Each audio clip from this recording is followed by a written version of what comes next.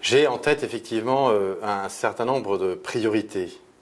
Et au total, l'objectif est de montrer que la solidité du système bancaire français est un atout pour la France et est un atout aussi pour le financement de l'économie européenne.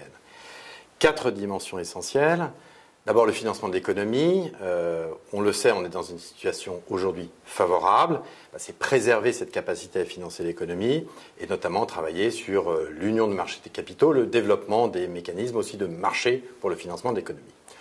Deuxième priorité, c'est de montrer pourquoi ce système bancaire français doit évoluer dans un environnement concurrentiel, y compris en tenant compte de ce qui se passe aux États-Unis et en Asie, qui lui permettent d'être compétitif, qui lui permettent d'investir et sans le pénaliser outre mesure par des décisions d'ordre réglementaire, d'ordre fiscal, qui seraient vraiment très difficiles à gérer.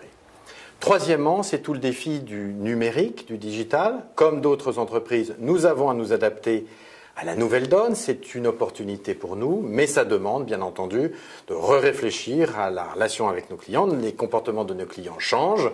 On les voit utiliser de plus en plus ces canaux en complément de l'agence. Et bien entendu, c'est un enjeu important, y compris dans les aspects de préservation de la vie privée, de protection des données. Nous souhaitons rester un tiers de confiance.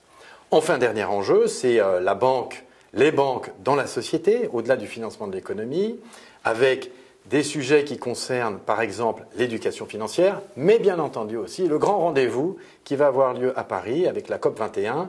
Ce sujet du financement de la transition énergétique, réduire les impacts du réchauffement. Et de ce point de vue, mon ambition, c'est d'illustrer à quel point les banques françaises sont d'ores et déjà des grands acteurs engagés dans le financement de cette transition énergétique et comme quoi nous en faisons une priorité dans les années à venir, au-delà bien sûr de la participation directe aux événements organisés à Paris d'ici la fin de l'année.